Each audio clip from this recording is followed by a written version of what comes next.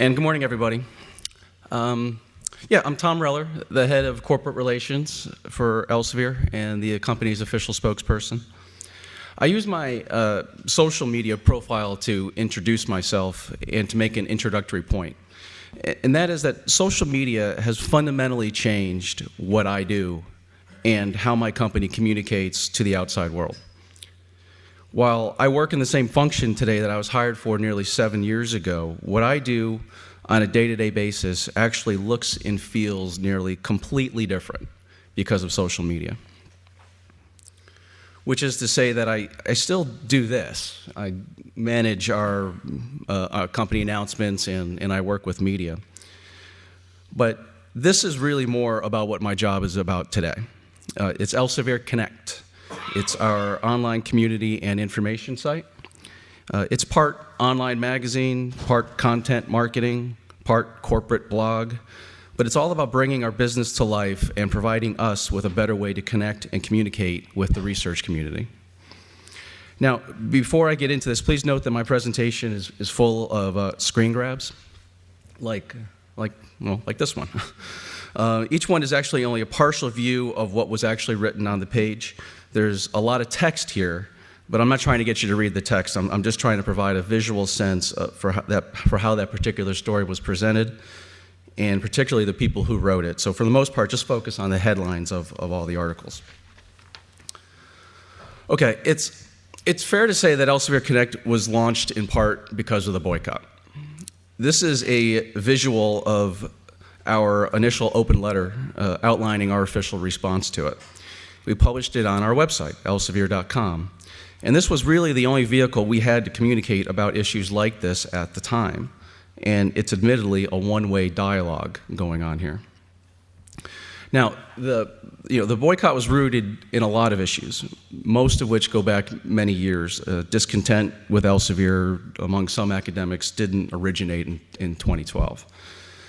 But what was new was that social media changed how people could mobilize and amplify that discontent. And we saw that one-way dialogues like this really needed to be two-way dialogues. So when the cost of knowledge came out, a lot of people were talking about us online, but not with us online. And they were spreading a lot of misinformation. We weren't in as many of those conversations as we needed to be in. And when we did have those conversations, we had to have them in hostile environments, like this one.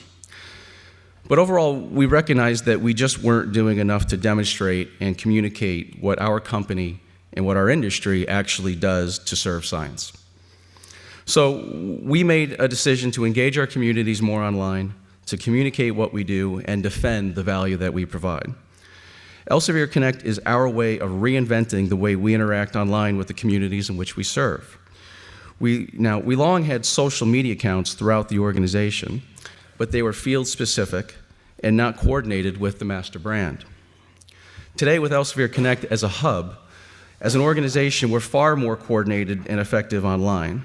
For example, this tweet is just one example of how our journal communities are promoting content that we had published on Elsevier Connect. Now, going back to the planning stages, some fundamental themes emerged about what we needed to do in terms of communications that would eventually shape what Elsevier Connect would become. The first was that academics have embraced social media in their work and their personal lives, so we needed to be there with them too. And by that I mean we were always there with them online about the science, but now we needed to also be there with them talking about the future of publishing, for example, about open access, and how it's changing both their options and our business. Second was that this effort was not about just speaking at a corporate level. We wanted all employees engaging with their respective communities, both in person and online. But we recognize that if we're going to ask our employees to communicate more about what we do, it's incumbent upon us to provide them with that content. And not just talking points, but stories, hopefully interesting stories written by real people using real language.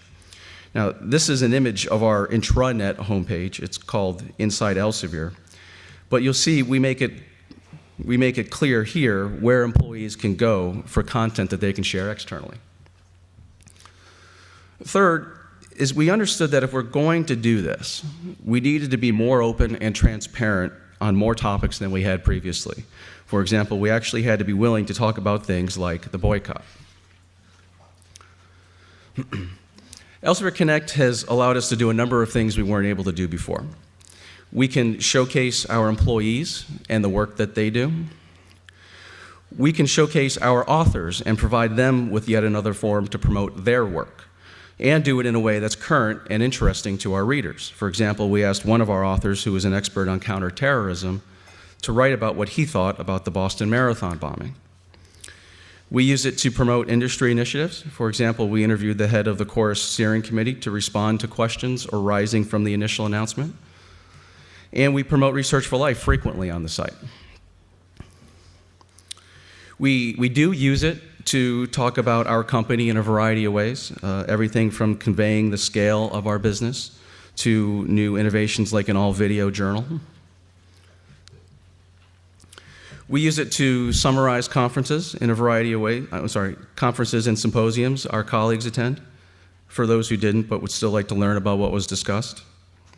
And it's an interesting time saver. For example, I used to have a lot of lengthy private discussions with editors about what we think of Retraction Watch and how to handle their inquiries.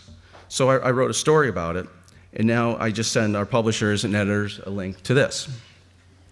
And when Dora came out, rather than schedule a number of hour-long media interviews, we just wrote a story about our perspective, and we simply refer reporters here. And this has indeed changed how we approach media relations. We can be a lot more nimble with important announcements. For example, with the Mendeley announcement, we knew a trade magazine was going to run a leaked story about the acquisition at midnight London time, well before the press release was scheduled to go out.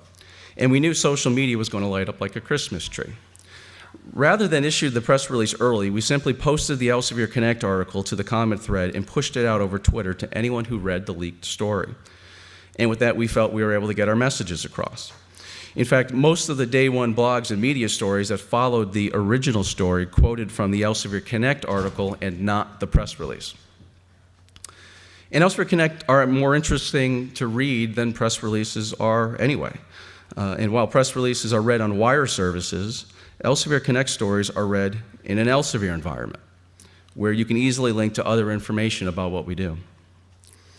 This works for issue management as well. For example, here, Retraction Watch broke a story about our editorial system being hacked.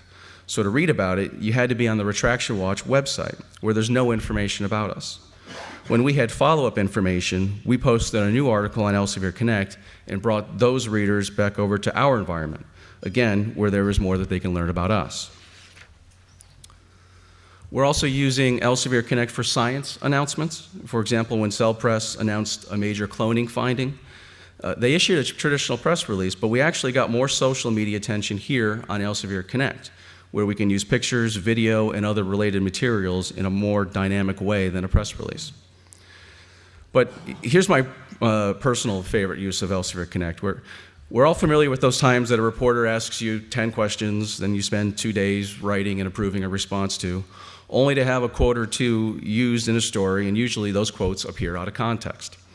That's what happened here with this story about our lobbying activities in California against the state open access bill. Here are the initial questions that the reporter had sent. This was our very thorough response to those questions, of which only this much ended up in the article. Now, before we would say like, oh well, that was a waste of a great answer, now I can write a story about what we were really doing in regard to lobbying, and I can publish our response in its glorious entirety. And actually, anytime an article either by or about us runs somewhere, we can call extra attention to it back on Elsevier Connect. For example, this is a bylined article from the head of our Science Direct business in the Huffington Post, and this is where we pushed it out to our social media followers. Allow me to run through some anticipated questions about the site. We have one full-time editor, and she focuses solely on Elsevier Connect. Then our broader communications team helps attract content for the site and develops integrated campaigns with other colleagues throughout the business to promote it. We try to publish one article per day, often put out as many as 3. Initial fears that we would have a hard time mining the organization for stories quickly subsided. We actually found that we have more content than we know what to do with. Stories average between 1,000 and 2,000 unique views, and we average 50,000 page views per month, of which 35,000 are unique visitors. And nearly 50% of our articles are written by people who don't work for Elsevier. Like this one from Liz Wager. She's a well-known ethics expert and the former chair of COPE, and she wrote a story summarizing an ethics conference. The most popular articles tend to be advice articles written by authors and editors, for authors and editors, or students, like this one from a PhD student talking to people considering getting their PhD about what to expect. The article most read in any one day is this one about a new snake venom vaccine. For some reason, it got picked up on Reddit, and which is a social bookmarking site, and it drew 13,000 unique readers to Elsevier Connect in a matter of hours, and a total of 17,000 in that 1 week. We run a few pay-per-click campaigns to promote things like our Women in Science initiative and our postdoc free access campaign. These typically drive about 10,000 of the 50,000 page views each month. We do have a moderated comment policy where we don't delete anything unless something is really offensive, which actually surprisingly hasn't happened as much as we anticipated it would. As you can tell, people are indeed welcome to come and challenge our positions on the site.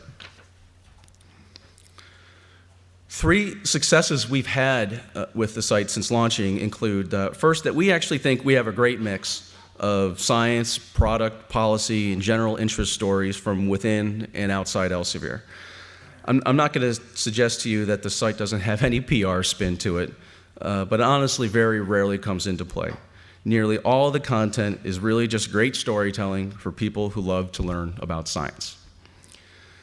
Second is we think that the site has brought our business and our people to life. I'll readily acknowledge Elsevier's old reputation as a corporate monolith. But today you can go here and you can see that we're a real company with real people doing real work for the community. Critics have been telling me for years that our company needs a face, and now I get to say we don't have one face, we have hundreds of them, and here they are. Third is the site's been universally embraced internally, from senior management all the way through.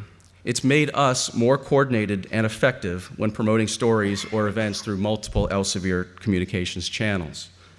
For example, this is an article in Research Trends magazines promoting a Scopus event, and here's how we cross-promoted it on Elsevier Connect. 3 challenges that we have to address about the site include, first, that we'd like the site to be even more social and interactive. We're pleased with overall readership volume, and commenting is good actually over on our Facebook page and Twitter accounts, but we would like to see even more dialogue like this here. Second is, we're more transparent and engaged here, but I can't say that we're totally transparent here yet. But I'm really proud that we've been able to publish stories on topics like the boycott, our lobbying strategy, or things like the EES hacking. We are now more comfortable with discussing negative or complex topics openly.